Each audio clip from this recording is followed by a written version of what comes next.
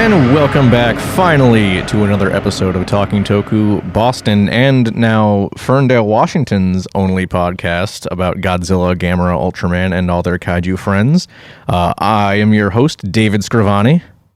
I'm your co-host, Brian Kershaw, even though I'm actually an equal host because I'm equally as important to the ecosystem of the show. The ecosystem of the show, right? Yeah. But yeah, I make all the plans. I don't know about that. But Okay. yeah, this is our first episode back since Brian's moved to Washington. Welcome to season 2, episode 1. Yeah, even though we never really established seasons as a part of the canon of this show, but we are now.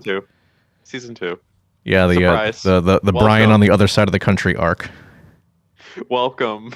Yeah, hope you guys are excited. We got a good show for you today.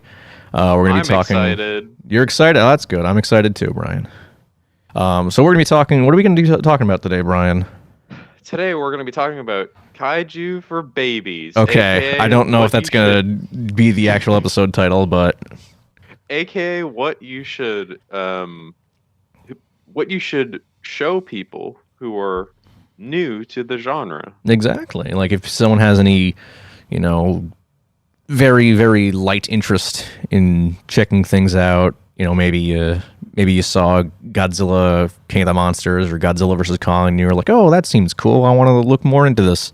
This is Hey, that seems cool. Do you want to see something good? Yeah, exactly. So, this will be a couple things to really look into to see what the genre is really all about. So, this is one of the episodes I had in mind when I first had the concept of this podcast. So, it's good we're finally doing it. Hopefully, it'll be as good as I envisioned it to be way back then. Probably will be. Yeah. Well, before we Let's do just that, screw it up. we should go into the news. Now, Brian, now that you're not in Melrose anymore, we're actually collaborating on the news, finally.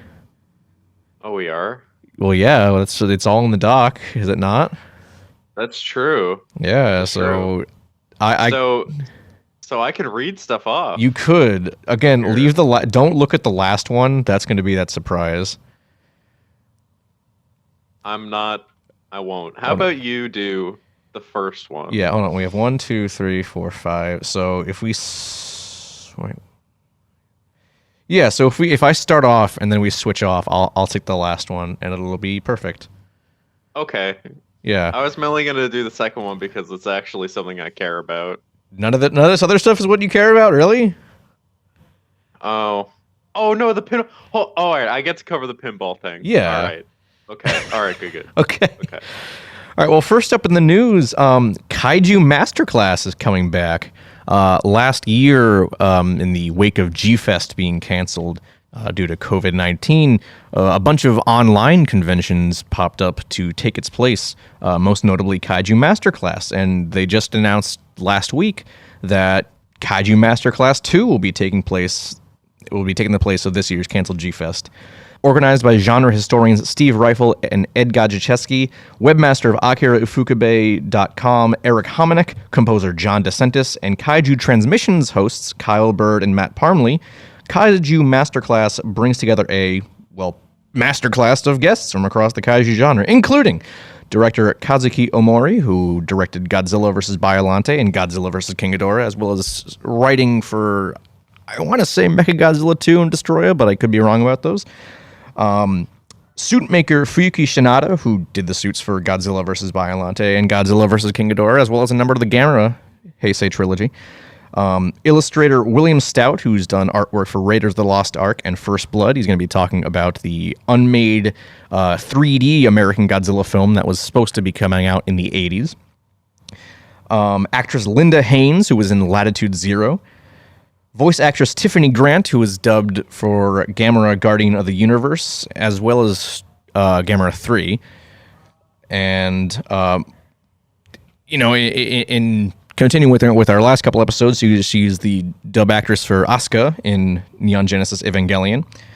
Director Norman England, who directed the documentary Bringing Godzilla Down to Size, and The Idol, which I haven't seen. Midnight Eye co-founder Jasper Sharp, genre historian Kevin Derendorf, and author John LeMay, with more guests surely to come.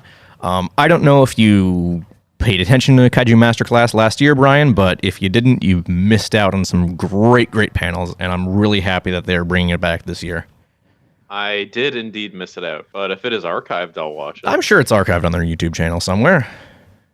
When did they give a firm date that this is happening? They did, and I forgot to write it down. So let me bring it up real quick. I'm sorry. Bad host. I am a bad host.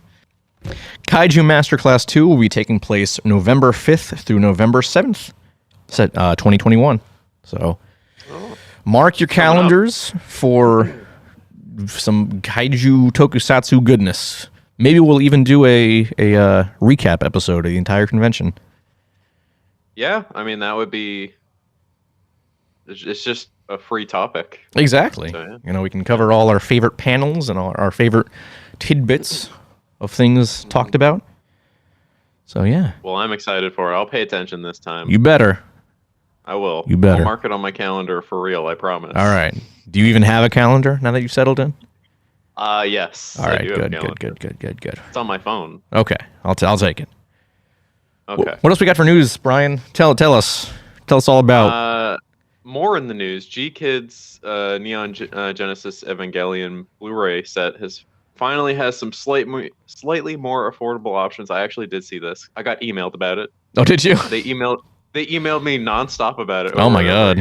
It's very annoying. I'm never signing up for alerts ever again. The deluxe set features over 7 hours of bonus features, a 40-page book, 8 art cards, and the classic dub/subtitle track. The standard edition has over 5 hours of bonus features and does not include the classic dub/sub. Which to me, I don't like that because, the classic version of Evangelion is what a lot of people grew up watching, and the fact that they're locking the original version behind a almost $200 paywall seems not great to me. How about G-Kids just makes an intermediate version that's like a little bit more expensive? Well, my good pal Howard Miller, who I co-host Doritos Connections and Mountain Dew with, he was telling me that G-Kids is kind of like the forerunner for anime Blu-ray releases, and they always upcharge. Like they'll sell half a season of My Hero Academia for $50. That's disgusting. It is disgusting. So part of me is not surprised that the Evangelion sets are so expensive, but still the whole classic sub-dub thing is really annoying.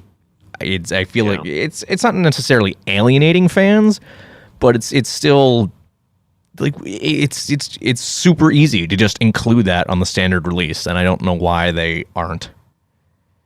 I got one word for you, Dave. Money, capitalism. That's fair. Money. There you go. Yeah. Okay. Well, I won't be buying that. I might. I'm not going to buy it anytime soon, but it's not a limited release, so I'll probably get it at some point. Are you talking about the deluxe set? The deluxe set, yeah. Deluxe set? Okay. Yeah. I don't know. I probably won't buy it. I don't like contributing to that. I mean, that's fair. But I have a weird... Who knows? Maybe someone else will release it. I don't know. I doubt it, but... Yeah, probably not. On a more melancholy note, screenwriter Wataru Mimura unfortunately passed away, I think last week, at the age of 67 due to multiple system atrophy. Mimura wrote or co-wrote a number of Godzilla films, including Godzilla vs. Mechagodzilla 2, Godzilla 2000 Millennium, Godzilla vs. Megaguirus, Godzilla against Mechagodzilla, and Godzilla Final Wars, as well as the 1994 film Orochi the Eight-Headed Dragon, which, of course, is based on the Yamato Takeru legend. His contributions to the genre are many, and yet again, we've unfortunately lost another legend. Regardless of what you think about some of those movies, Mechagodzilla 2, Megaguirus, and even Final Wars, but less so nowadays. You see people still really like those films, and it's a huge loss that we've suffered, unfortunately. And I just watched Godzilla against Mechagodzilla a couple weeks ago, and I adored that movie. And it's as far as I'm concerned, some of these movies, even if they're not the best, the world was still better off with them, and unfortunately, yeah, exactly. Yeah. That's sad to hear. Rest in peace, Wataru Mimura. You will be missed. Rest in peace. Okay. Back on some more upbeat news. What do we got? On a lighter note, I remember this particular news story you told me about. I did. While we were on a call the other day. Yeah, trying to figure out how we're doing this podcast. Believe it or not, audience, Dave and I are indeed friends outside of this podcast. I think that's at least the second time you've made that joke. I'm going to keep making it. Okay. So, Stern Pinball Inc. has partnered with Toho to release a Godzilla pinball machine. It will be available in Pro, Premium, and Limited editions. From Stern, in this monster-packed pinball adventure, players become Godzilla. The evil aliens, the Exilians, use mind control rays to take control of the monsters King Ghidorah, Gigan, Megalon, Ibra, and Titanosaurus, my boy. The Exilians are demanding all of Earth's resources. Godzilla and its allies, Mothra Rodan and Anguirus, battle the Exilian invasion with the goal of conquering Mechagodzilla to become king of the monsters. I want one. Yeah, Brian said he was going to buy the limited edition, which I think is like a little over $10,000.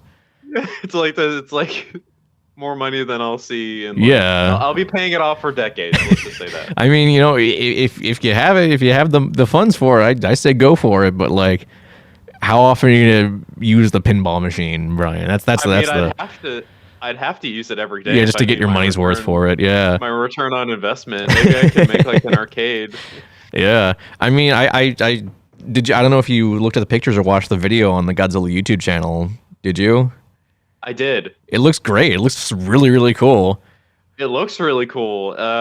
Anyone who doesn't know what we're talking about, go on the official Godzilla YouTube page. They have a showing of what it looks like. It looks really cool. Like, really high quality. I keep seeing a lot of people complaining that Godzilla's bright green, and it's like, okay, but like, stupid. It is stupid. Like, consider that like arcades are dark. So you need to like have something to like catch people's eye, and having Godzilla be his normal charcoal gray color would not be the best choice for that. Yeah, I mean, gamers only live in the dark, so exactly. It's gonna be dark. It's gonna be dark in the room, so Godzilla's gonna look dark. Okay? Not only do they live in the dark, they like pretty colors. Like what? Gamers like pretty colors. It's like, jingling keys in front of a baby. That's true. You're right. So, you got to do something to catch their attention. Okay. Yeah. So I really want this pinball machine. Yeah. Anyone who actually has the money to buy one, please invite me over. And I know a couple, maybe like a month or two ago, I forgot to talk about this on the podcast, but there's an Ultraman pinball machine coming as well, which I think is already way sold out. But that's two big kaiju pinball machines. So what do you think we're gonna get next? Do you think we're gonna get like a Gamera one? Daiei themselves don't care about Gamera. We haven't had a Gamera movie since 2006, Brian. Okay, well then, what would you put money on the next kaiju-related pinball machine being? I don't know, because other than Godzilla and Ultraman, there's not enough kaiju stuff that's like super relevant. Dang. Okay, that's a fair point. Like, I love the genre, obviously, but like, I'm also a realist. You want a Pacific Rim Uprising pinball God, machine? No, I do not want a Pacific Rim Uprising pinball machine. I will pass. Hey, at on least that.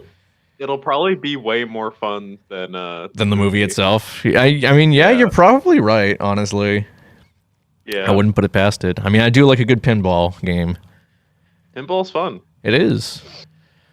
All right, move on to this this news story that you woke All right, me up this is gonna about be very controversial. Okay. Like, more so than probably anything we've done in the past. Even like controversial as in it's gonna make people be like, "Wow, those Talking Toku guys suck." Or yeah, basically. Oh, okay. Here we go. Yeah. Let's run our careers into the ground. Oh, I mean, I was at 10 a.m. this morning. I went to go for my my yearly physical checkup, and I was scrolling through Facebook in the waiting room, and I saw Jared post this, and he posted, show. Huh? Friend of the show, Jared. Yeah, friend of the show, Jared Xenophana Faust.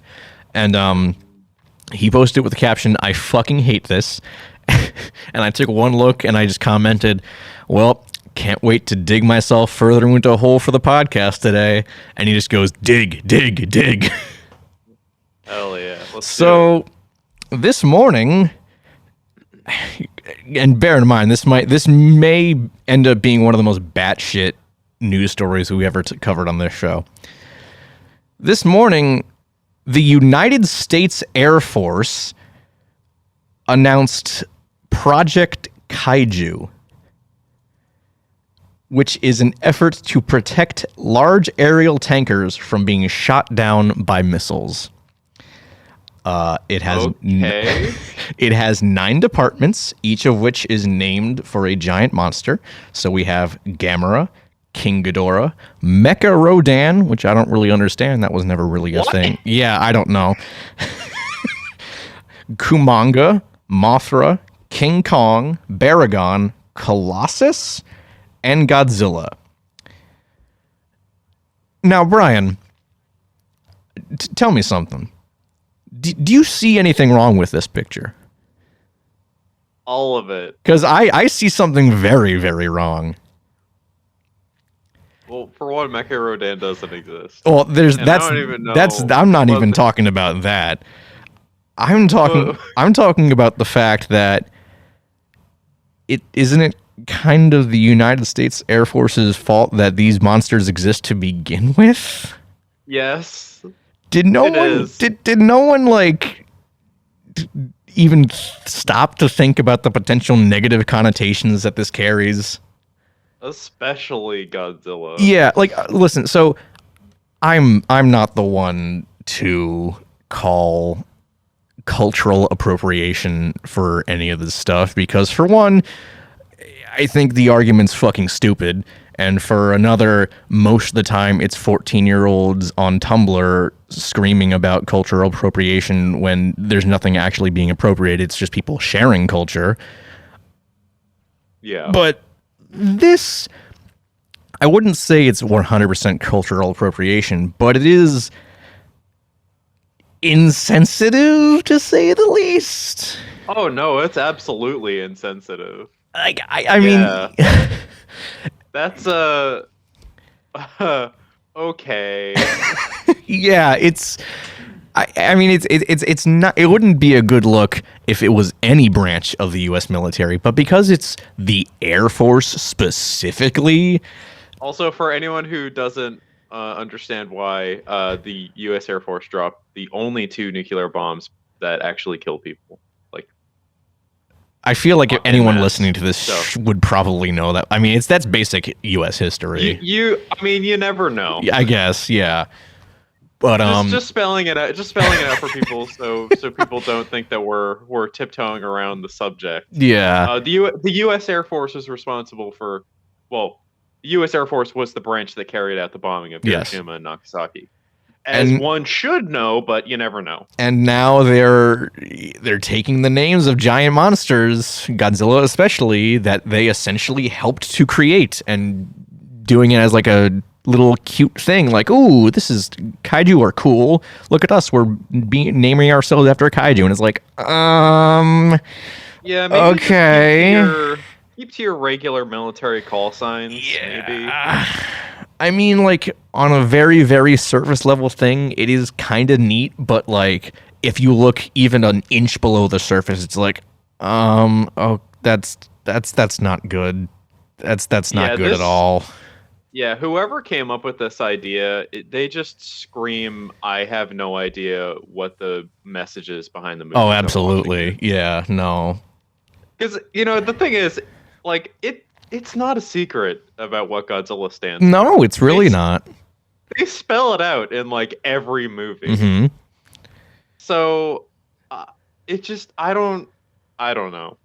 It almost seems like it's purposefully insensitive, but I don't think that's the case. I mean, I don't think it is either, but but at this point, like, the knowledge base on what these monsters stand for is so available Mm-hmm. that you can just do like a you know, like 10 minutes of research and you'll know what it's about and you'll be like, oh, that was a dumb idea. Yeah. I don't So know. yeah, I don't know.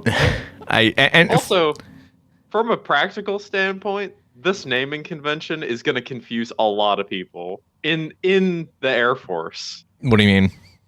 Like, you have all of these branches and they're all named these big names. Mm-hmm. The reason that the military and the branches use call signs is because they're easy to remember. But with this, you have a bunch of monsters who kind of sound similar. Yeah, I wouldn't want. If I was in the Air Force, I wouldn't want to be like contacting King Ghidorah. Like that's kind of a mouthful for an Air Force call sign. Yeah. So I don't know. Just on a base level practical standpoint, this just seems like an even dumber idea. It's just a bad idea in general, I guess. Yeah, maybe stop it. Just stop it. I have a cousin in the Air Force. I'm gonna text and be like, "Hey, Dante, what the fuck? Why didn't you do anything to stop this, you idiot? I know you probably have no power in the Air Force, but like, why didn't you stop it?" Yeah. But yeah. Man. So that's a thing now. Oh boy. That was definitely worth the wait. I'm glad. I'm glad it was. That's like peak cringe right there. Yeah, and it's cringe and it's cringe on the American government too, which is always the best kind of cringe. Yeah, I really want to know whose idea this was, and I want to know how big the board was that it had to go through to get approved. I don't know, but I think that about wraps it for the news today. Okay. Should we move on to our next segment? The r/Godzilla block. Yeah. Which we debuted last episode for the first time. That was my brain blast. I was like, we need to do an r/Godzilla. It was Brian. We brought back Brian's big brain moment. Yep, Brian's. Yeah, exactly. So this week it was my choice of post, and I for the millionth fucking time. I saw people on r/Godzilla asking, why hasn't Shin Godzilla 2 happened yet? I want a Shin Godzilla 2.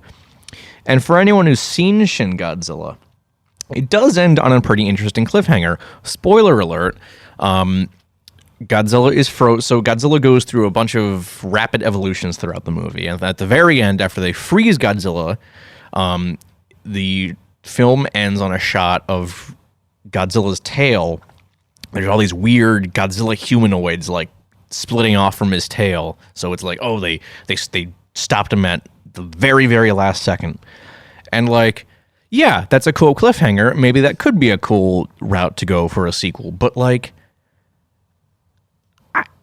it works better as a standalone. I don't think, for one thing, Hideaki Anno and Shinji Higuchi, who directed Shin Godzilla, neither of them really want to do a sequel. And I just think anyone, even if they were to do a sequel, I think it would lessen the impact of the original Shin Godzilla.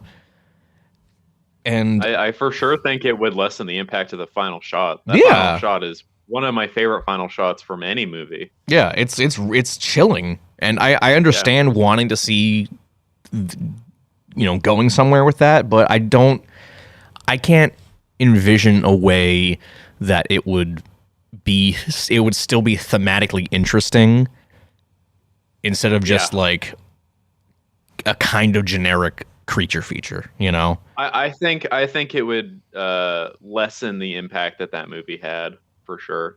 Yeah. And I think that like, people had like a lot of issues with Shin Godzilla because of like how it was more of like a political satire, honestly. Mm-hmm. Or not really a satire, but it was like a political commentary. Yeah. And like, I found the movie interesting because it was that. But I feel like having another movie based in the same universe, they're gonna have to move on to something other than, they're not that they have to, but either they'd stay with political commentary or kind of just go off in a different direction. I just think either way, you're gonna have people who don't like it, or you're gonna have people who are just like, this isn't giving commentary that I, on real world stuff that I liked from the first movie. I don't know. I just think it's a lose scenario if they do make a sequel. Yeah, and I mean, we covered it doesn't make sense either. I don't know what they would do. I don't know either. What would it just be like? The humanoid Godzilla is kind of wreaking havoc. I feel like that would just devolve into basically being aliens, Yeah, like this is. I said this about when we talked about the Evangelion rebuild films. It's like, I don't know how you would even end a storyline like this. Yeah. Like the only end to Shin Godzilla is everyone fucking dies, because Shin Godzilla is so OP that the only way that they could beat him was just freeze him in place. And they implied in the movie, like, even that's a temporary solution. Like, he'll probably wake up in however long anyways. Yeah. And I mean, so, we talked about this on the episode we did for Godzilla Singular Point. I want to see more different things. Like, I think a Shin Godzilla sequel would just be kind of going through the motions again. Like, I would rather see new and different, unique ideas. And so far, we've been, MonsterVerse aside, kind of, we've been getting that. And I would much prefer to see them do something else. And I don't know if they still have plans to do that, like Godzilla cinematic universe that they were talking about like 5 or 6 years ago, or however long it was. But yeah, that's what's happening. Yeah, I mean, we touched on this. I forgot what I think it was on the Singular Point episode. But right now, as a Godzilla fan or a Kaiju fan, like, you have a lot to watch. Yeah, exactly. And enjoy. And the MonsterVerse is there for like mass appeal. Like, it has everything that's just like very simple. Like, it's like the old like, Heisei Godzilla movies. Like, you just watch it and enjoy it. It's got monster fights. And then you have the more like thought-provoking new ideas of, I want to say Shin Godzilla, but Shin Godzilla does borrow a lot from other movies, sort of.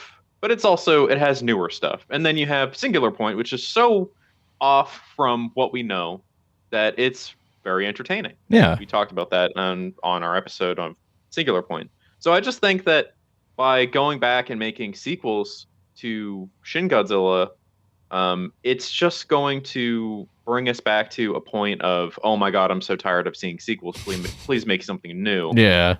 We're already on a pretty good stride of getting new stuff. We are.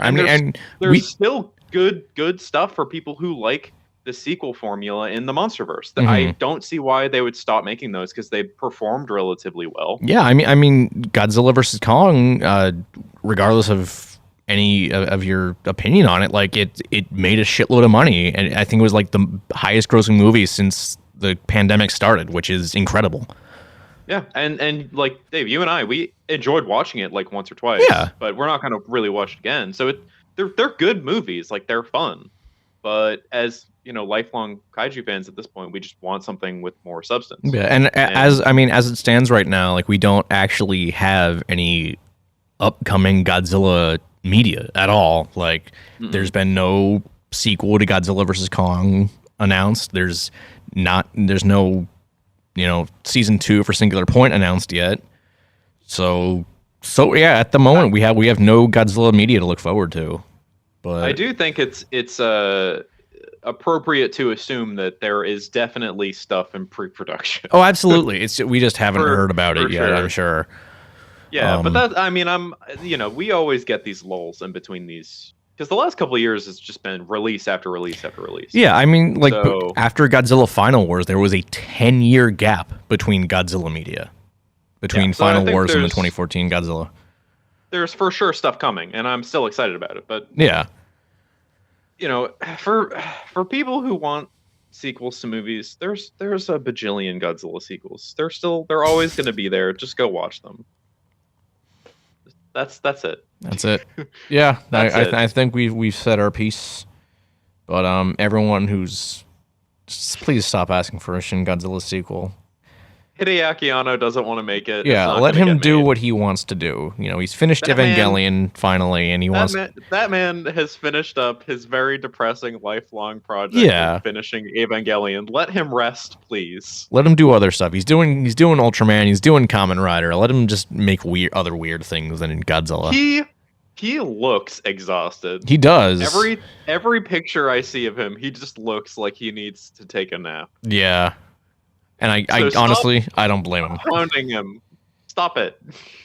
Let the man rest. All right. Well, I think that's it for our / Godzilla sucks segment. Yes. Shall we move on to our main event? We should. This is as I put it, or as actually you put it. I did first. put it like this in the doc in the Google You Doc. put it. Yeah, you called it kaiju for babies. Yeah. So Dave's calling you all babies. I am. I guess I am. No. So, I'm calling people who haven't gotten into the genre yet babies. I'm not calling everyone so babies. So Dave is calling your friends babies. Yes, exactly. Okay. So, well, before we move on to our personal picks, we did want to talk about the original Godzilla first. Yes. So the original, a lot of people, myself included, like to start franchises from the very, very beginning. When I show people Star Wars, I tend to show them in release order. So I start with the original trilogy and the prequels, et cetera, et cetera, et cetera. Ultraman, that's how I've been doing it for the most part. I kind of got off that. I'm still doing it chronologically, but whatever. Godzilla is a franchise that I feel doesn't really lend itself to that, because for the first film, it's kind of an entirely different thing than the rest of the franchise ended up becoming. And that is kind of because it wasn't made with any sequels in mind. It was made as a horror movie that, reflected the horrors of nuclear weapons.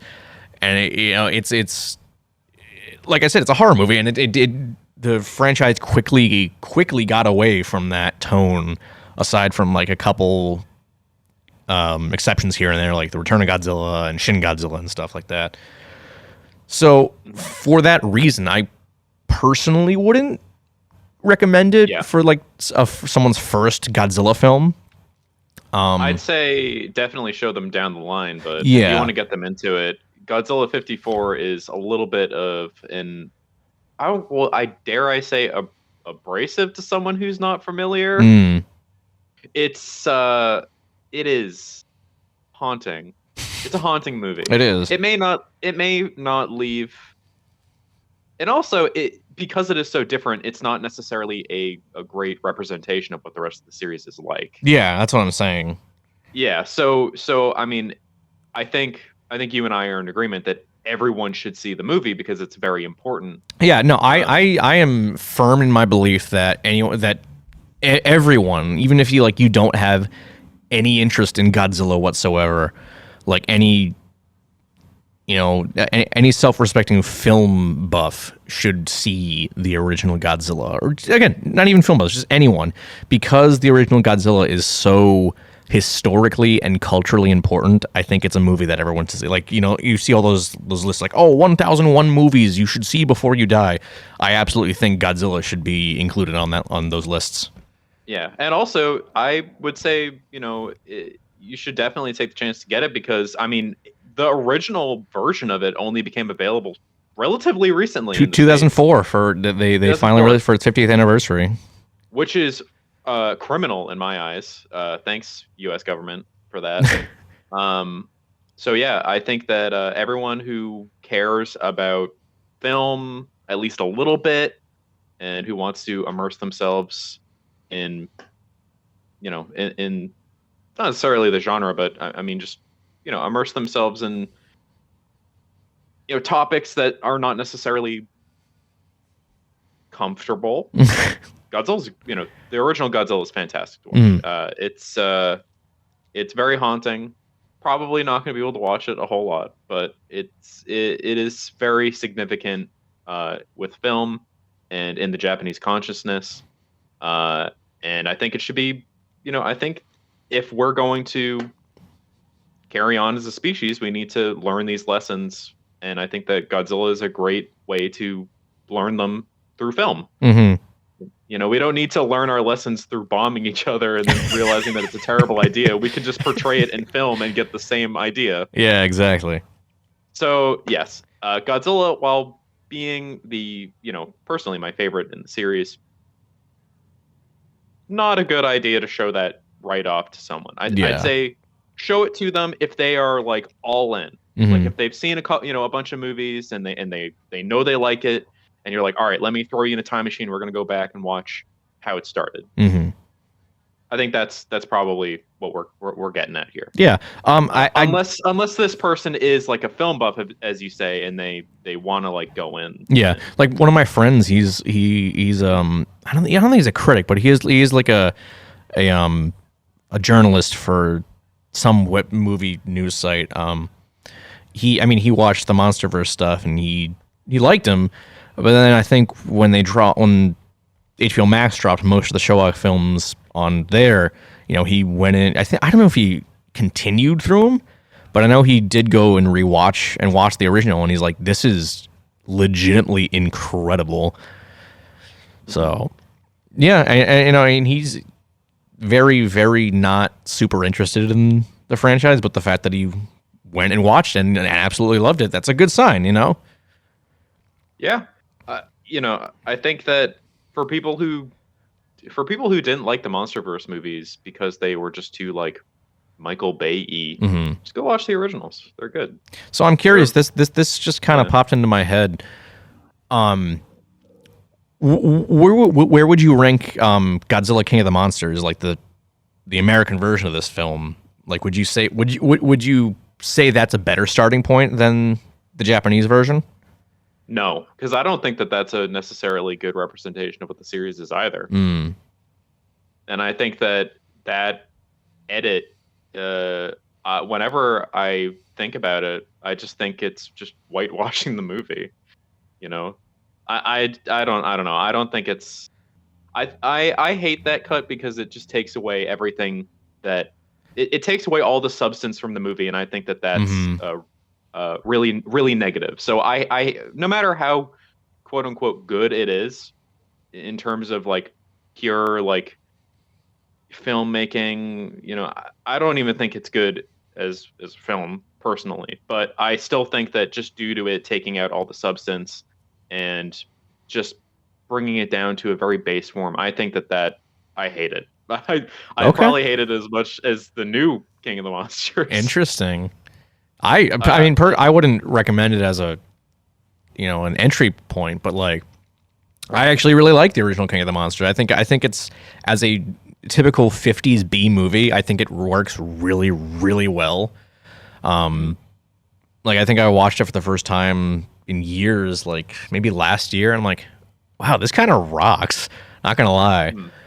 And I mean, Raymond Burr, who is the American actor that they not so subtly inserted into the Japanese cut. Very not subtle, yeah. They actually brought him back for Godzilla 1985, which was the American cut of Return to Godzilla. And the American studio, I can't remember the name of the studio who did it, but they wanted to kind of, because it's a Godzilla movie, they kind of wanted to be a little lighthearted and goofy, and Burr was like, no, this is like a serious topic. I want to play this character like seriously. So, I mean, the fact that he had so much respect for it after doing the movie that didn't really have a lot of substance, I respect the hell out of him for that. Yeah. But that's respectable, but I still personally, I feel like it was. I just King of the Monsters, the American release. I remember that was like the first version that I watched of the original movie. It was the first version most people watched. Yeah, and I think at the time I probably liked it, but like now knowing all that I do, and I watched it again. I watched it again with I think I watched it with my mom not that long ago, maybe like 5 years ago. Mm-hmm. And I was just like, it just feels like it was robbed. Mm. It was very hollow. And I'm just like, this is not, like all of, all of the parts in the movie that matter to me, they're just gone. Like they were all ripped out. Right. All the thematic, all the themes and all that and the tone, it was just ripped out and replaced with something that just didn't belong in my eyes. I don't know. That's just my opinion. People can like it if they want. Yeah. Obviously, I'm not the god of movies, but yeah. Okay. That's my opinion. All right. Well, Ryan's corner. All right. Well, now that that's wrapped, let's move on to our actual picks for getting into the kaiju tokusatsu genre. Do you want me to go first, Brian, or do you want you to go first? I'll let you go first. Okay. Because you've got it more fleshed out than I do. I mean, not really, but a little bit more fleshed out. Slightly. Full transparency to the audience. 2 days ago, we were on a Discord call for like 2 hours typing this out. I mean, a good chunk of that. Yeah, we went down a rabbit hole of looking up what came out in the year 2007, 2008. For video games, not for any kaiju related stuff. It was just for video games. But we got there because of something kaiju related. It's a movie called D-War. Yeah. Dragon Wars. I don't know how we got to video games from that though. Because I said, 2007, what a banger year. What else came out in 2007? Oh, and I said Guitar Hero 3, and then I was like, what else? What other video games came out in 2007? Yeah. Okay. Yep. Yeah. Well, coming to you soon, the next podcast episode is going to be on Dragon Wars. Oh my fucking god. Look out for it. Part of me would not mind rewatching Dragon Wars, but I feel like the other part of me would be like, this is fucking awful. We'll just have to get a couple drinks. Yeah, that's true. We'll see. We'll see. Maybe we can do. Maybe if there's enough people who subscribe to our Patreon, we can get a watch party. Well, if they ever get that sequel off the ground, maybe we'll have to do a rewatch and do an. Well, if we get it done, well, what if we get it done now, and then like, it'll be the first thing that pops up when people look for like a review of the original when the sequel gets announced. Oh man, maybe. We'll get a bunch of listeners because we fucking talked about D-War. Jesus Christ. Enough about D-War. Go on to your All right, so I think we should do this like switching off. Like I'll do one, then you'll do one, et cetera, et cetera. That way I'm not like talking for 40 minutes by myself. Okay. So for my first pick, I tried to like go across different franchises here. So for my first pick, I went with something I mentioned earlier in the episode, Godzilla against Mechagodzilla, directed by Masaki Tezuka, came out in 2002, so it's fairly recent. It's got some pretty, because a lot of people, unfortunately, like they tend not to watch movies because they're too old, which is fucking bullshit, and I absolutely hate that kind of thought process, but. It's too old. It's gross and icky.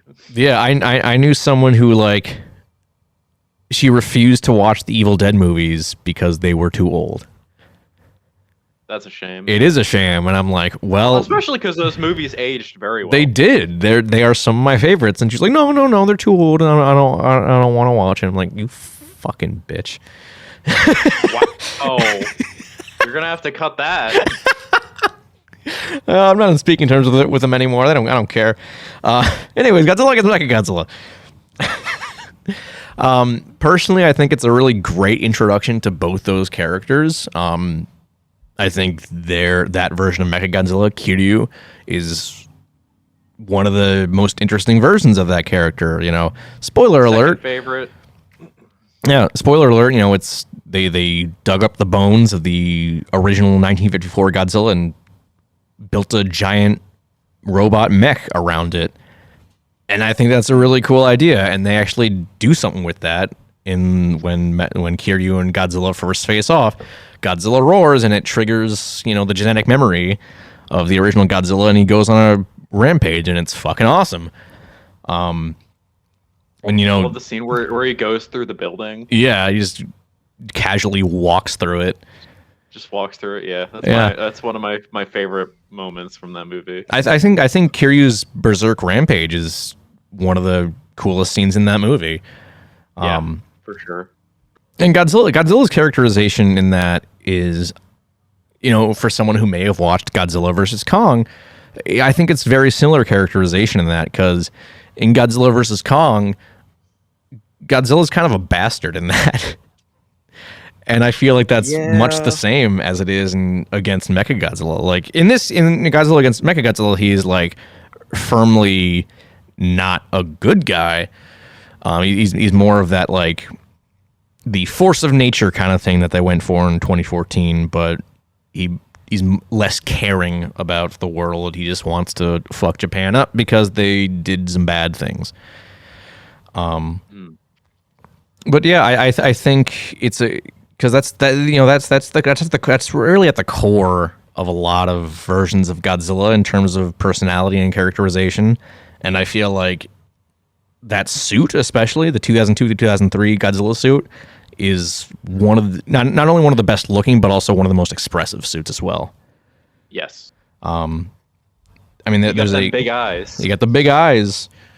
He's got that. Like I said, there's that connection to the original film with the skeleton of the original Godzilla. And I think, personally, it's got legitimately some of the finest miniature work and effects, like, probably since Eiji Tsuburaya was alive, you know? Like, I agree, because I actually did watch Godzilla against Mechagodzilla relatively recently. Yeah. Back home.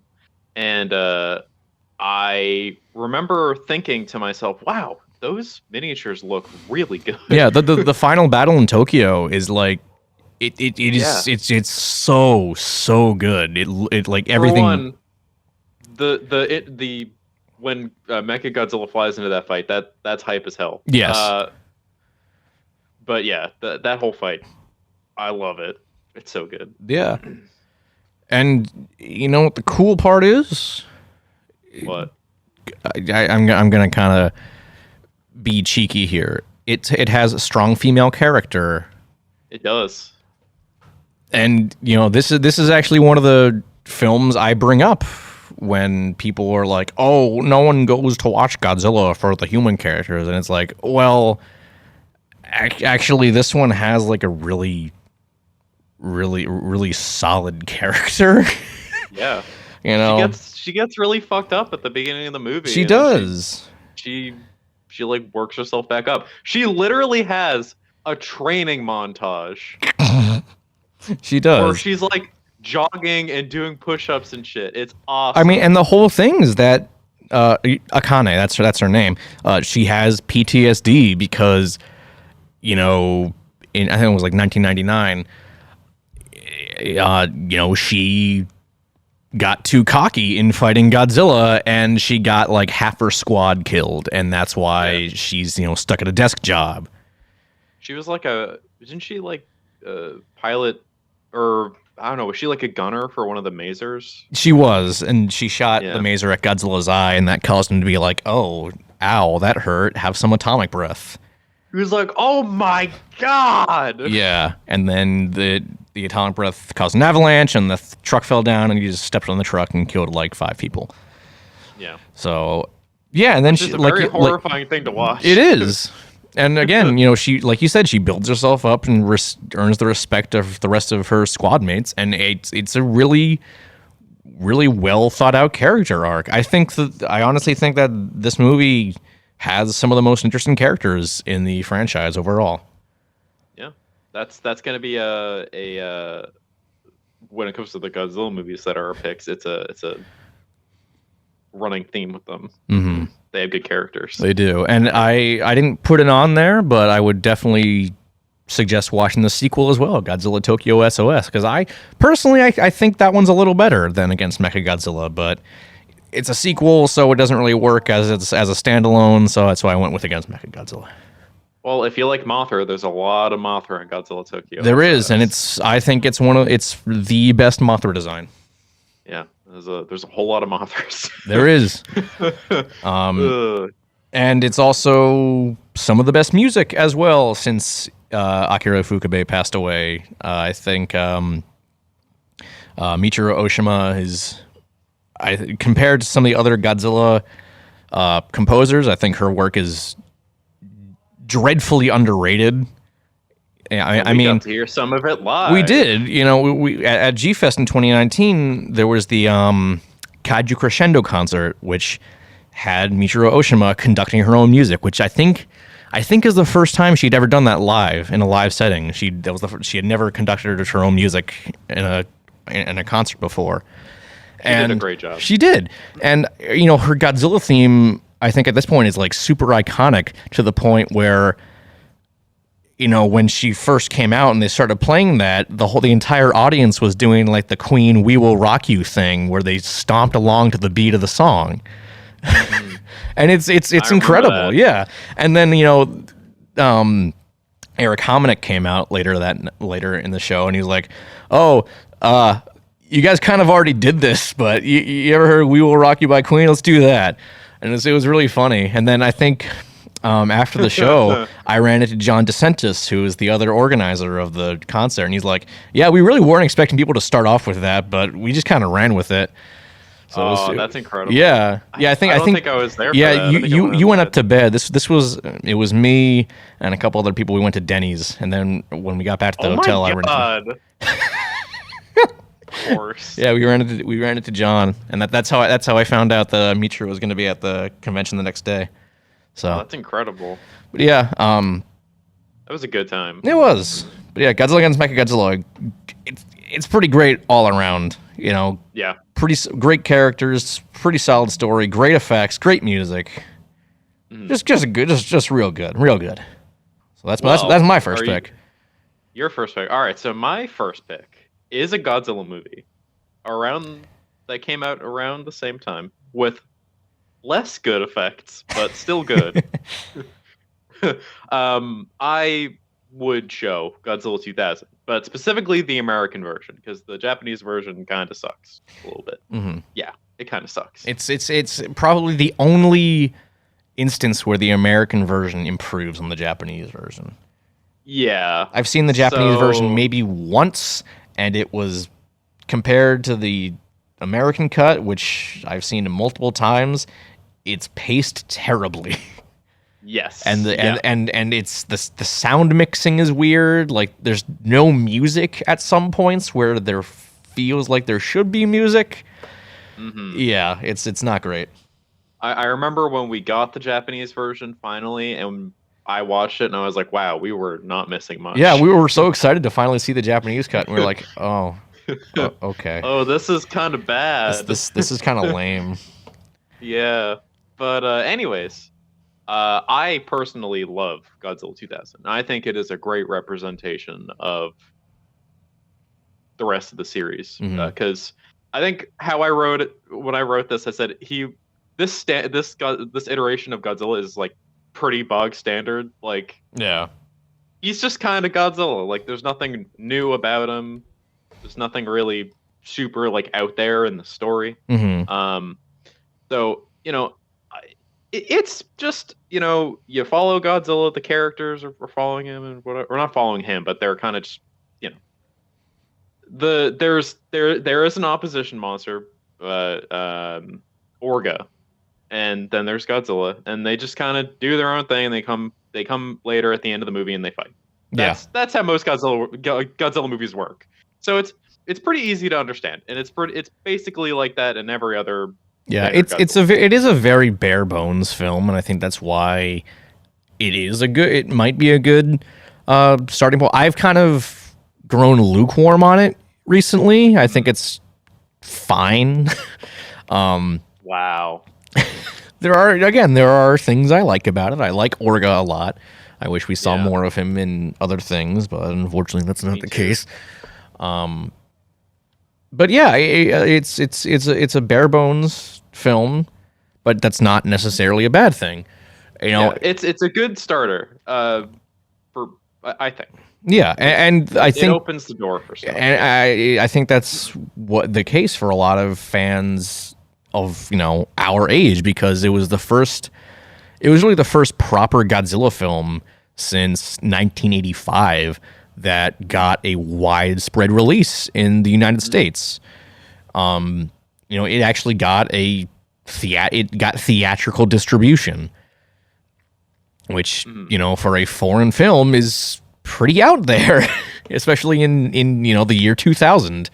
Nowadays, it's pretty fairly common, but not so much back then. That's for sure. Yeah. But well, let me talk about my favorite thing about this movie. Talk about why it, Brian. I recommend it. Let me hear it. So, personally, I adore the characters in this movie. I think that the three main characters, Yuji, Io, and Yuki, are. I think the three of them, they work so well together. I think that the scenes of them in the car, just like specifically the one scene where Yuki has to pay the toll fare or whatever when they're driving to chase down Godzilla. Yeah, I think that that's great, and just the scenes with all of them, they're really good. I think they're very well written characters and just really easy to care about. Yeah, absolutely. None of them are too interesting, I guess. I mean, Yuji and Io, they both run like their Godzilla. It's the Godzilla Prediction Network. I believe it's Prediction called. Network. So think of it like Storm Chasers, but with Godzilla. They're Godzilla chasers, and it's like a family-run thing. There's like it's just really charming. I really like the dynamic between them. Yeah. And then Yuki is like she's like a photographer who works for like a newspaper, and she's trying to make it big. And so she's just tagging along with them and like doing, taking pictures and doing some research, and then they get who's the big government dude, Katagiri. Yeah, Mitsuo Katagiri. He's like this big government guy, and he's like super serious. He's like, I'm gonna take down Godzilla. We're gonna kill him. All right, hold on. You got to mention the quote, Brian. I do. I'm getting there. Okay. All right. And then Yuji and Mitsuo, and then the other scientist, Shiro. That's the actor's name, Shiro Sano. No. I'm looking at it. The cast: Shiro Sano as Shiro Miyazaki. Well, the thing was with Japanese, they usually refer to him by the last name, so it's Miyazaki. Miyazaki, brother. Miyazaki, Shinoda, and Katagiri. Okay, there you go. They all have a history. They all used to work together, and now Shinoda's you guys are trying to kill him, trying to learn from him, and they do with Godzilla's cells, and whatever. But I'm not going to talk about the plot because I think that it's a fun watch, and I don't want to spoil it for people. But I just think that the characters, it's a relatively small cast, and I really like everyone in it. There's not a weak link in the characters, and all of their interactions are very fun to watch. There's been times in this series where they cut back to the people, and it's just a snooze fest because they're not doing anything interesting. But the best Godzilla movies have people that are interesting to watch. Yeah. Or at least very easy to care about, and I care about what's going on. Unfortunately, that it does kind of devolve into that at near the end with Godzilla and Orga fighting, because they have the rooftop syndrome where the human characters are just on a rooftop watching things unfold and really not doing anything, which was a problem with a lot of Godzilla films.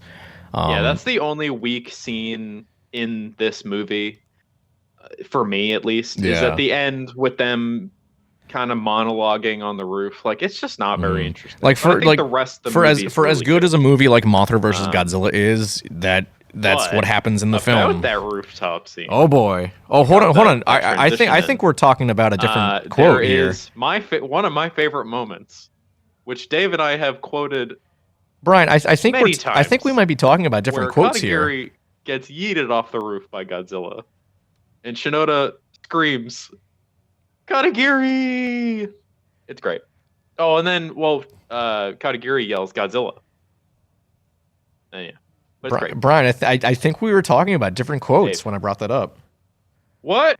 Yeah. Which one were you talking about? I was talking about the one where they're talking about the missiles. Oh my god, I forgot it's about that. It's the best quote in the movie where they're talking about how good the missiles are, and Katagiri goes, he goes, those missiles will go through Godzilla like crap through a goose, which I don't know what that means, but whoever the dubbing actor for Katagiri was, he sold the fuck out of that line. I actually now figured it out. Okay. They're just talking about how fast gooses crap. Okay, is that actually a thing? Do geese? Yeah. Okay. Geese eat and their digestive system's really fast, so they poop really fast. All right.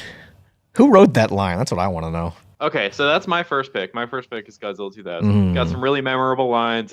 I think it looks really good. The only downside to it personally is that some of the effects are very dated. There's some really bad green screen. It's less the green screen, it's the CGI. Yeah, CGI. Which is weird, because if you watch a movie like Gamera 3, Revenge of Iris, which came out the same year, the CG in that looked pretty solid. Yeah. So I don't know what happened with Toho and Godzilla, because it ain't great, that's for sure. But yeah, that's Brian's first pick. Yeah, it's mine. You want to move on to your second? My second pick is the 1966 Ultraman.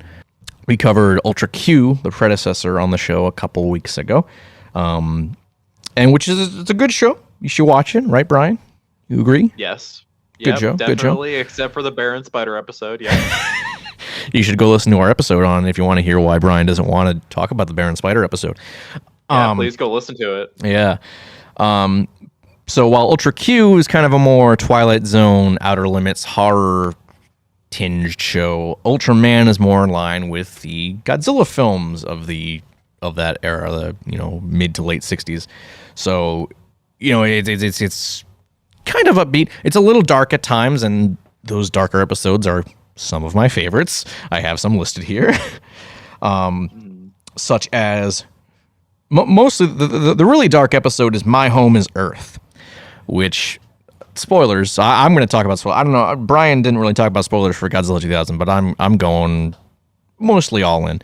My Home is Earth involves an astronaut coming back to Earth after being lost in space for however many years, and he's turned into a giant monster, and the main characters know him, like they were friends, and they have to deal with like killing their friend. Oh no. Yeah, it's a wild episode, but it is definitely one of the best of Ultraman's episodes.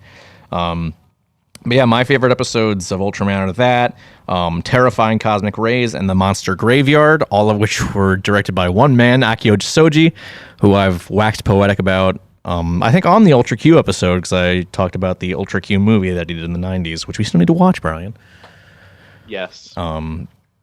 But really, there's no like one solid episode to show someone for Ultraman. I mean, maybe the premiere.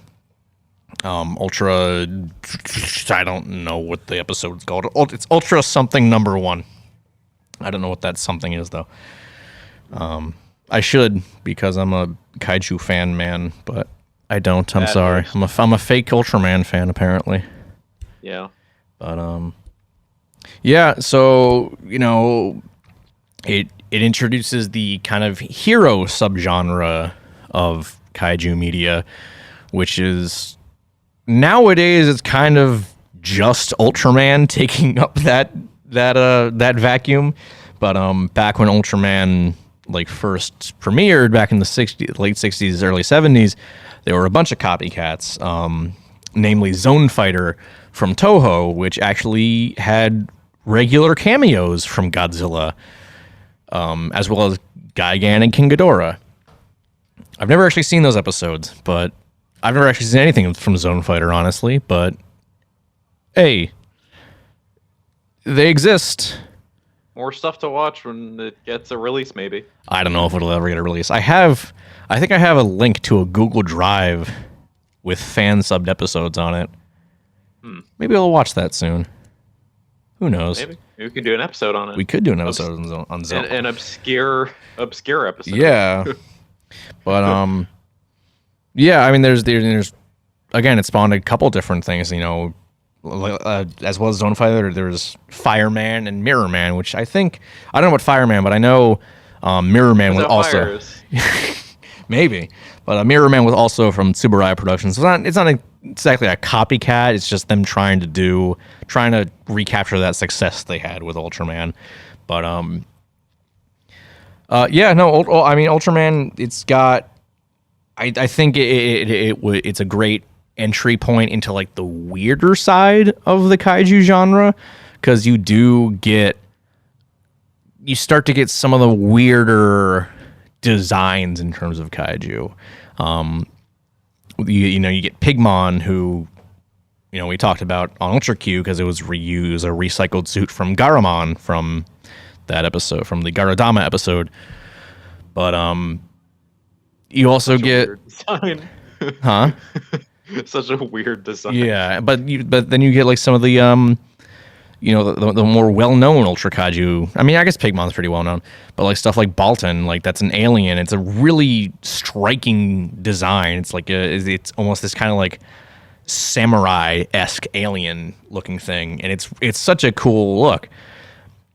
So I think I gave Brian a link to watch Ultraman for free so we could, you know, give some input here, but he didn't do that. Unfortunately, I have been busy. I just moved, but I did say that you should talk about that on the Sorta News, because we just found out that all the that all the Ultraman series that Mill Creek has released on Blu-ray so far, they're apparently all available on Tubi, which I was not aware of until yesterday, because I think you asked if Ultraman was available anywhere, and I'm like, oh, you know what, let me look. Sure enough, there they are, all on Tubi. Yeah. So now I have no excuse to watch it. You had no excuse to not watch Ultra Q either, because you had my copy. I have no excuse to not watch Ultraman, and neither does the audience. Exactly. But I mean, my guess is that most of the audience has probably watched Ultraman at this point. True. Well, your friends don't have an excuse. Exactly. Go hound them about it. But yeah, that's Ultraman. All right. So we're going on to my second pick. Your second pick. All right. So my second pick is Pacific Rim Uprising. Nope, it's another relatively recent movie. It's Pacific Rim, not the terrible sequel. The reason I chose this is just because Guillermo del Toro literally made this movie as a homage to the genre. It's just giant mechs called Jaegers fighting giant monsters called Kaiju. They're literally just called Kaiju. That's what the race's name is. They come up from under the ocean. They fight. It's really cool. It has some of the best like spectacle in the whole genre. I think you and I, Dave, have talked about this extensively, that the feeling of weight is like unparalleled in this movie. They just got it so right. Like, I think the way stuff hits the water, and it's just a very well made movie that's just very easy to watch. The world building is also really cool. We got into this more with when we covered Pacific Rim the Black, that like the world of these movies and the show are really cool. It's really interesting, even though a lot of the characters aren't necessarily the most interesting. Yeah, but you have some that are really good, like Mako and Stacker.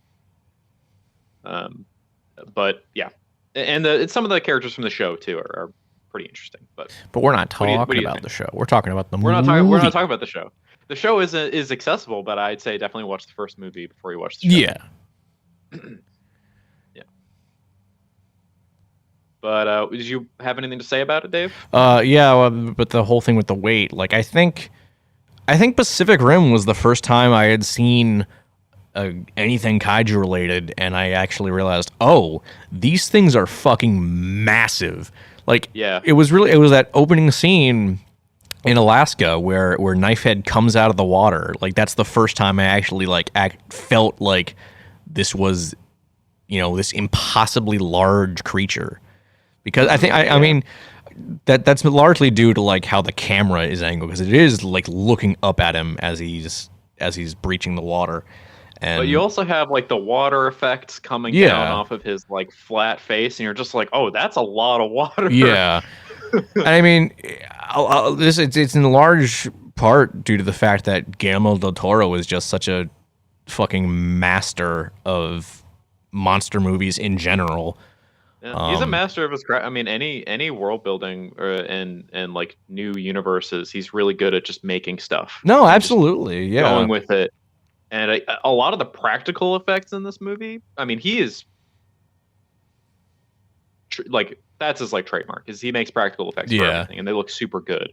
And some of the practical, like all of them, but some of them are just super good and like awesome. Like they have the practical effect of the baby.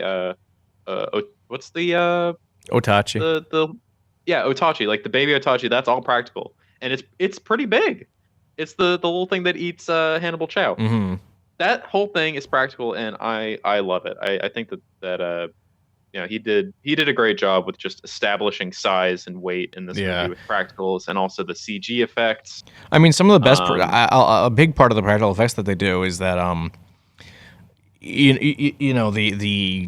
the control center for the Jaegers, like all that machinery, that's mostly all real. Like they're actually like struggling with stepping in those enormous cockpits, and it's really, really cool. And I know I saw one, I think it was like a special feature on the Blu-ray, like when we're learning about Mako's past, when I think it was Tokyo, where it was attacked by Onibaba. When it's trying to reach for her in the alley, like the dumpster being crushed, that's practical effects. The stomping in the water, that's all practical effects. It's incredible, like, because you see some of that stuff and you think, oh, that's just all CGI. It's like, no, it's actually not. It's really, really well done practical. At this point, Guillermo del Toro has made a lot of really awesome movies, and when he got to Pacific Rim, he just let loose with just everything, and it's really good. And I think that when Pacific Rim came out in 2013, that was one of the movies that kind of set off the trend of big kaiju Western releases. Yeah, no, I absolutely agree. With like big budgets, and personally, I think it's the best one.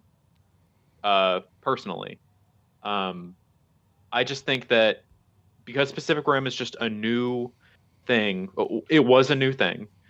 I still am incredibly attached to this movie, even though I'm willing to admit it's not perfect. It's definitely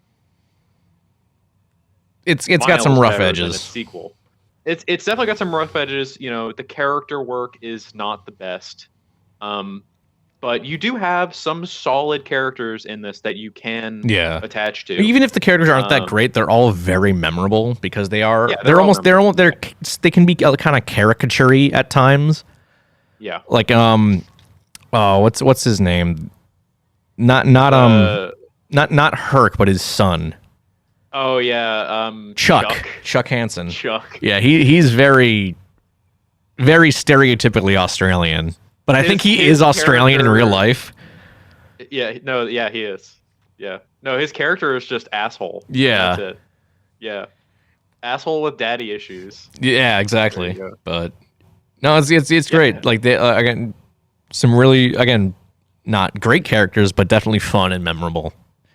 Yeah. So if you're a movie buff, this is gonna have some issues that stand out to you, but for someone who wants to immerse themselves in the genre, I think this is a great place to start because it is made with a love towards these movies, and it's pretty accessible. Like it's not wildly different from everything else. It's got really solid world building, and honestly, I think this is a great movie to start with now because I think we're going to get more from this series, and I think it's only going to get better. I think that everyone hated Pacific Rim Uprising, and I think that they probably learned from that. Mm-hmm. So even if they carry on with the show, which I think is really good, I think that having a foot in this universe is going to be good going forward. Exactly.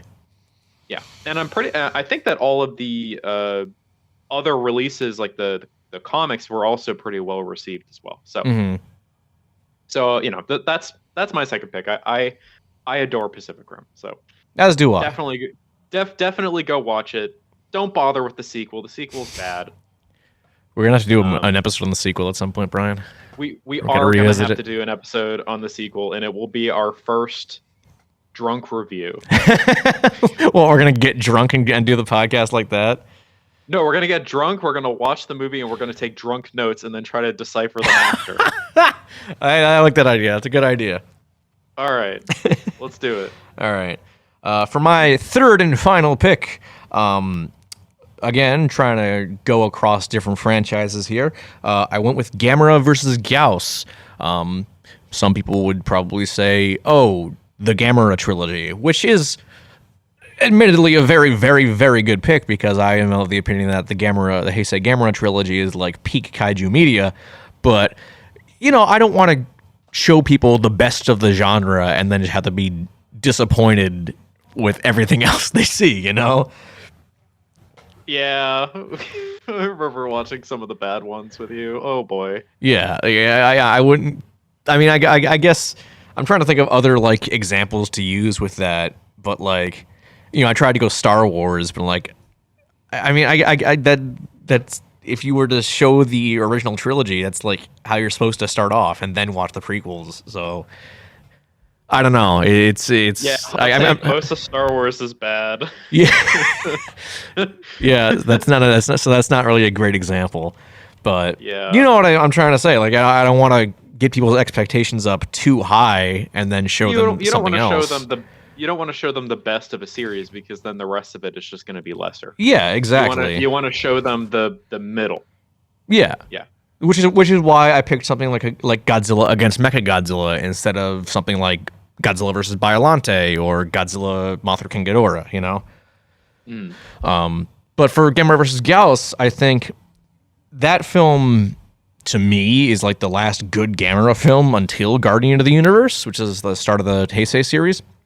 But it kind of perfectly rides the line between kind of the serious tone that they were going for with Gamera the Giant Monster and Gamera versus Baragon, compared to the next movie where it just devolves into absolute goofiness with Gamera versus Virus.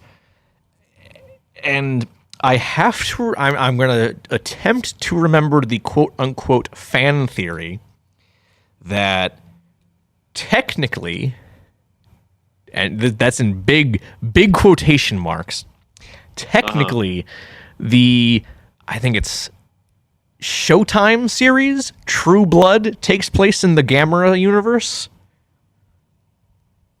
What? What? Okay, I would have to message Jared about this to get the exact details about it. But well, we'll do a next episode. We'll do a follow up. We'll do a fan theory episode. That could be fun. Well, that but could be fun. I'm going to attempt to try to remember how it goes. So the way that they try to, you know, lure and capture Gyaos in Gamera vs. Gyaos is that they make a synthetic blood, because Gyaos is very much based on a vampire bat. And a big thing in the True Blood universe is that there was a synthetic blood developed in the 1960s to, you know, sate vampires. Oh my god. So if you really want to stretch it, you could say True Blood takes place in the Gamera universe. And I don't give a shit about True Blood. I've never watched it. I have no intent on doing so. But just the fact that I can say it takes place in the Gamera universe makes me happy.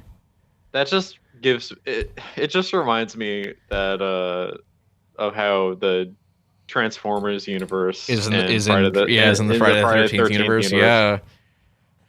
I feel like Wow. I was talking about that to someone recently. I can't remember who or even why. But my favorite thing is that that's not a fan theory. It's not. It's actual confirmed. It's confirmed canon. Yeah. For anyone who doesn't know what we're talking about, the bully in the first Michael Bay Transformers movie, the guy who gives Sam Witwicky a hard time, also Trent. shows up in what? His name is Trent. Trent. That's a bully name if ever I heard That's one. a bully name. Yeah. Yeah, he shows up in the 2009 Friday the 13th remake. Same name, same actor, and they're both under Michael Bay's production company. So it's the same universe, and he gets murdered horribly. Yeah. So, yeah. Anyways, back to Gamera. Aside from that fun little fan theory, I mean, I think it's definitely some of the best tokusatsu work in the Showa Gamera series. Gyaos is, I mean, there's a reason Gyaos has kind of become the King Ghidorah for Gamera, because it's such a striking, interesting looking design, and the fact that I didn't even know about this until I rewatched it last year when the Arrow set came out. Gyaos' color kind of changes with his mood, like when it's during the night, he has red highlights, and then when the day comes and because he's kind of a vampire bat kind of thing, he starts turning blue because he's not having a good time, and I just think that's a really cool added touch of personality for a film, for a kaiju film in the '60s, where personality wasn't always the most important thing to establish for the giant monsters, But reminds me of oh shit, what was I gonna say? Reminds me of the Feeling Blue character that you made in Bloodborne. Oh my god, I totally forgot off about topic. That. I totally forgot about that. Totally off topic. When you said that he turns blue because he's not having a good time. Yeah. A long time ago, Dave played Bloodborne Yep. on my PlayStation. He made a character called Feeling Blue, and he I was did. a monstrosity that is the color blue. Yeah. That was really off topic. It was. Oh my gosh! It just hit off the charts on the off topic. Jesus meter. Christ. Okay. But another thing that I really like about Gamera vs. Gyaos is that it does, like I said, it kind of rides the line between the goofy and the serious. The goofy because there's the thing with the synthetic blood and then once Gyaos comes up, they start spinning around the vat of synthetic blood, and because Gyaos is still drinking it, he's just spinning around trying to get his bearings, and it's really goofy. But at the same time, the film opens with a plane flying over a volcano, and Gyaos, his main ability is this supersonic ray, which can cut anything in half. So as they're flying over the volcano, Gyaos shoots upwards, and the plane is sliced in two, and there's all these people on the plane. It's kind of horrifying to think about. Oh my god. Yeah, it's ridiculous. They fall into the volcano? I don't think they fall into but I mean, they fall right out of the sky and presumably all perish in a fiery death. So, I mean, That's awful. Oh my god. Yeah. Jesus. It's a good movie. It's a real good movie. My Gamera movies are coming in the mail, so I'll be watching them. You got to watch all of them, because I don't think I don't think you've seen any of the other films other than the first and Baragon for the Showa stuff. Mm-mm. So. Anyways, are you done with your third pick? Or I think so. I think I'm done with Gamera vs. Gyaos. Okay. All right. It's a good movie. All right. It is a good movie. I'm assuming. Because I haven't seen it yet. Actually, no, I think I have, actually. I think you and I did watch it a while ago. I know we watched Giant Monster and Gamera vs. Baragon, but I don't think we got to Gyaos. Okay. All right. Anyways, let me move on to my third pick, which I actually did not write down because I had no idea what I was going to talk about. I'm going to make this relatively quickly because we actually did an episode on this movie. My third pick, another relatively recent movie, Colossal. So we did an episode on this movie. We did. Basically where we gushed over it for 40 minutes. Mm-hmm. I personally think that this is another really good introduction into the genre. And I would say that because it is a mesh of genres. So it's a great way for someone who likes dramas or I guess maybe even thrillers or something like that, to kind of get into the kaiju genre, because Colossal has a bunch of different, it's more of a character study, sure, but it's got really strong characters, which is always a plus, and it's one of the biggest things when I recommend movies. But I think that if you're looking to get into it, this is a great stepping stone movie, because it's got stuff that someone may already like, and they're just like, all right, well, let's introduce a big monster. And then if they like that aspect, then that is something that you could be like, oh, well, if you like that big monster, I have other movies with big monsters too that also have great characters. Yeah. And then you can just kind of go on from there. So, aside from Colossal being an absolutely incredible movie that I think everyone should watch regardless, because it is a very good story, and I have a pretty deep connection to it because it's got some themes that I really identify with, and I think a lot of people would really identify with. But I actually have had firsthand experience introducing this movie to someone who is not associated with the genre. I watched this movie with my girlfriend, who does not like kaiju anything, or at least not to her knowledge. Why are you dating her then, Brian? She really liked this movie, and I thought to myself, this may be a good movie to introduce to people who are not familiar with the genre. Because she would ask me questions about stuff, and I'd be able to answer it because I know about this stuff. So yeah, just that's my third pick. I don't really have too much to talk about with Again, it. we have a whole episode on it, so. Yeah, we did have we recorded a whole episode on it. It's there. You should go watch it in season 1. But I definitely go watch the movie first, because that episode does go into spoilers. Yes. Hard in the spoilers, like we do on this podcast. Hard spoilers. Just quick thing about it, it's not a conventional kaiju movie. So any of you who are watching it who are listening to us now, who do like the kaiju genre, it's not,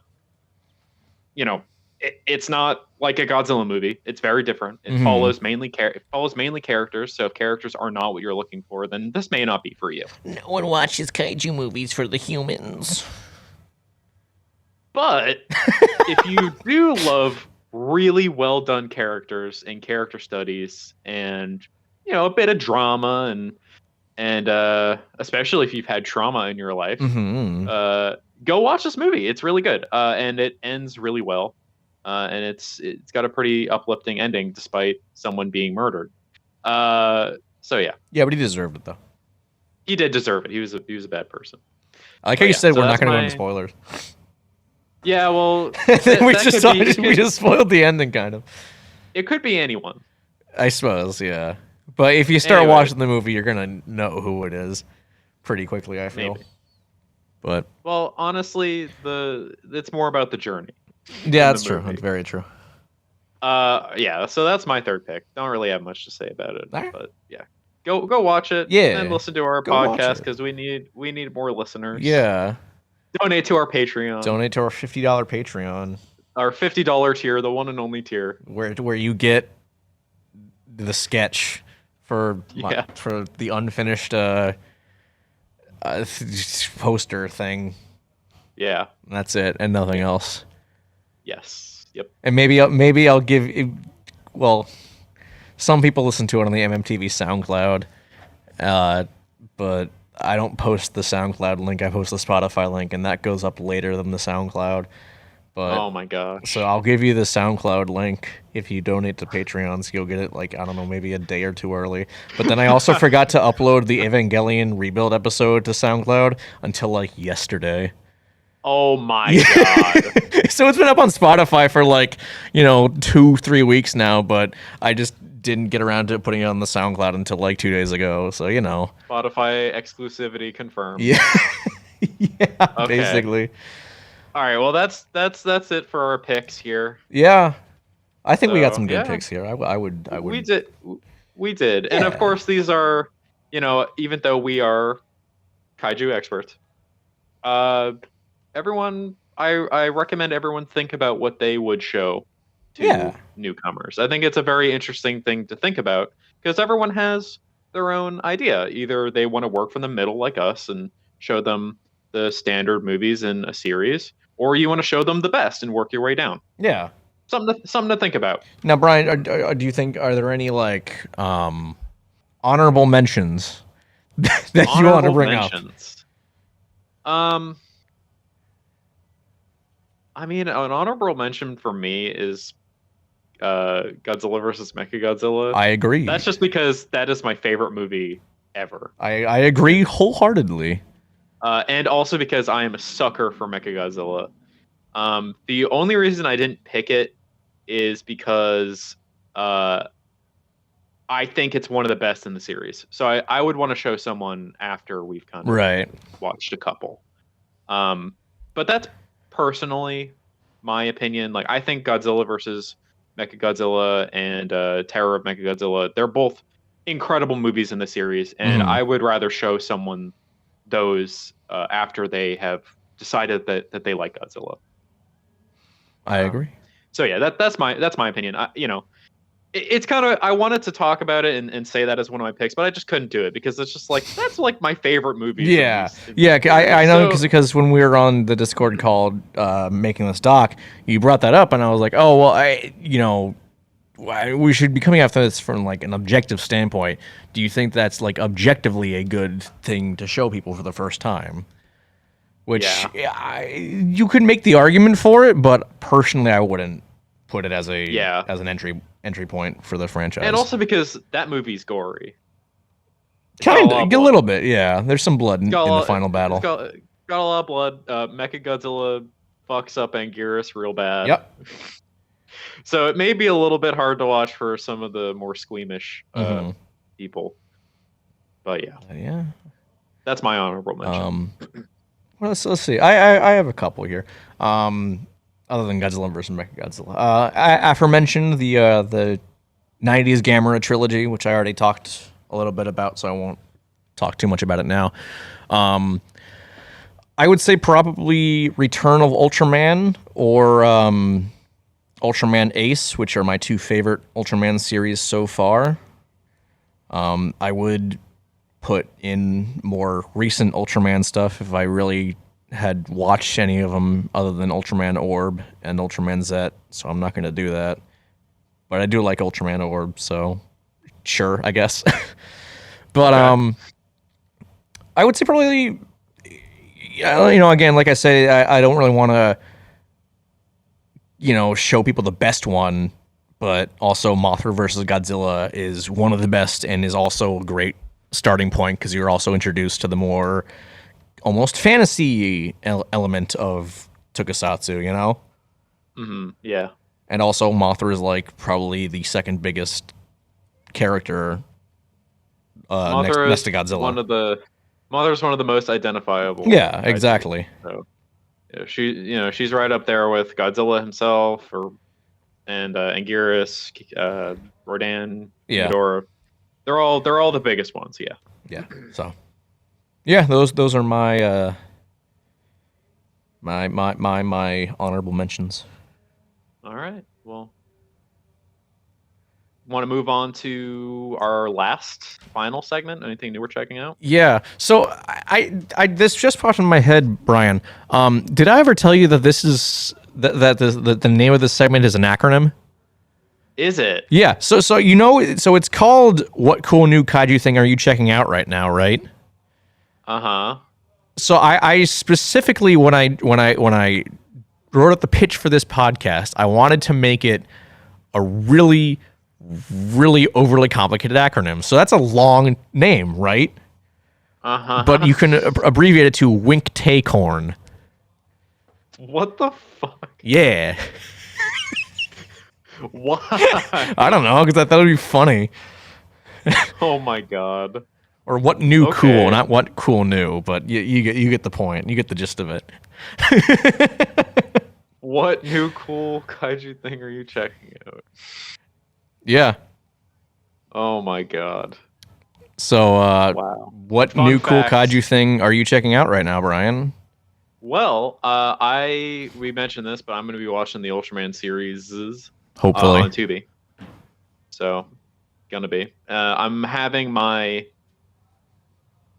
Blu-rays of all my kaiju stuff being sent to me by my wonderful mother from home. So I'll be Mhm. getting those back. So I think I'm probably going to be watching some of the Gamera movies I have not seen. But that's about it. I mean, having moved, I am a little bit busy. So But you can't also really kept do- complaining that you were bored, so I have been complaining that hence why we're doing this podcast now, because you were bored. This is true. This is true. So yeah, I mean that's what I'll be checking out. All right. What about you, Dave? Well, I'll put this at the very start. It's not something necessarily that I've been checking out. It was something I was working on. Oh, It took me like a day to do, not even. But I sent it to you on Snapchat, so you might know what I'm talking about. uh-huh.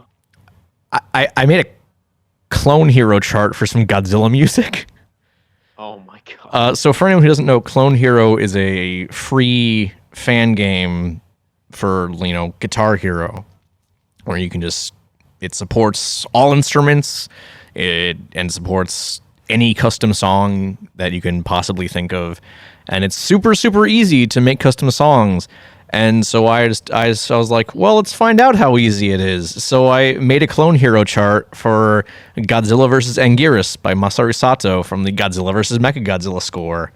And it's the first thing I've ever charted, so it's not great, but it's, for what it is, I think it's pretty solid. I had someone play it, and they had a good time playing it. So yeah, Incredible. I might do more. I might take it upon myself to chart every piece of Godzilla music for Clone Hero. We'll see. Do it. If anyone wants me to do it, comment on Facebook or add us on Twitter. You to do it. You want me to do it, Brian? Yes. Okay. Okay. Do you even have a Guitar Hero controller with which to play it on? I could probably buy one. I keep looking at savers and because apparently stuff like savers and Salvation Army and shit like that are good places to find guitars because everyone sells I think them. I actually have a Guitar Hero guitar in my dad's basement somewhere. Really I think he saved all of them. nice. Mine got tossed out, unfortunately.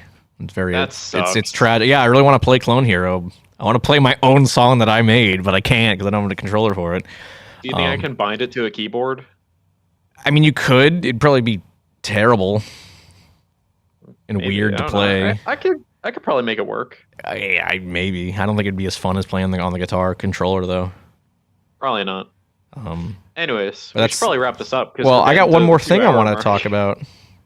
Oh, okay. Something I've actually been checking out and not working on. Was it last week? I think so.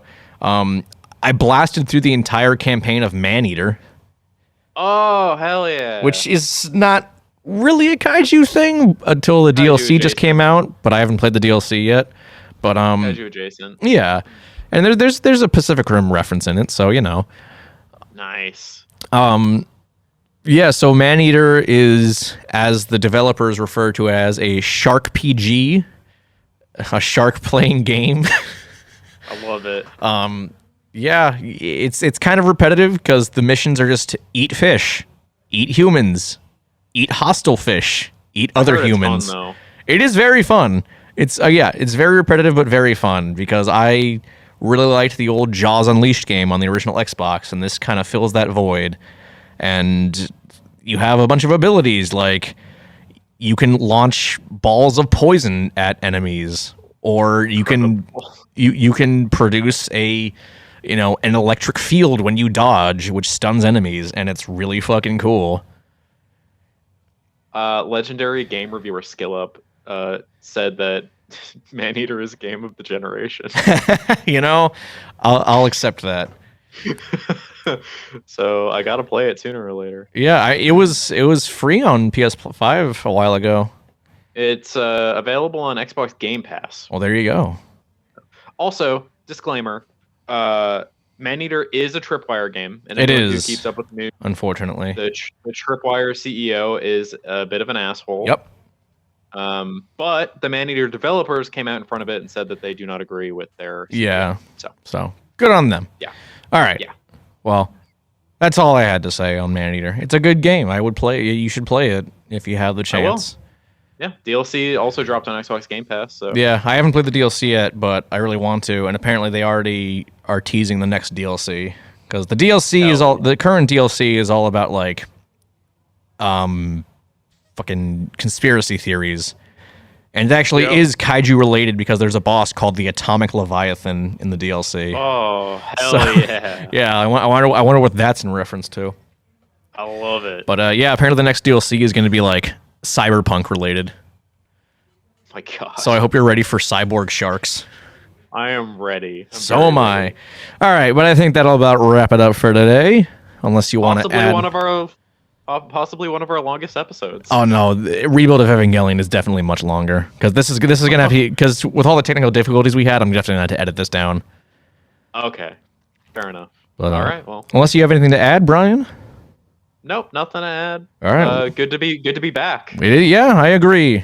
Yeah. It's been too long. It was not as long as I thought it was gonna. No, it really wasn't. be. Yeah, only like one week over. Yeah. So. But Yeah. and that'll do it. Follow us on Facebook and Twitter. And soon to be Instagram. I'm still working on that. Have you messaged that other account yet, Brian? No. You got to do it. You got to do it. I know I do. Okay. But yeah, follow us on Twitter and Facebook at Talking Toku, where I don't post nearly enough as I should because I'm not good with managing social media stuff. But yeah, that's all I got to say about it. All right. I am your host, David Scrivani, I am your other host, Brian Kershaw. and we'll see you guys next time, where I don't know what we're going to do, but we'll figure it Probably out. something very entertaining. Probably. Hopefully. Maybe we'll do something really, really boring. Yeah, just for shits and gigs. Yeah. The shortest All right. episode because we'll get we ourselves will get too bored to keep talking about it. All right. We'll see you guys next time. See you next time. Bye.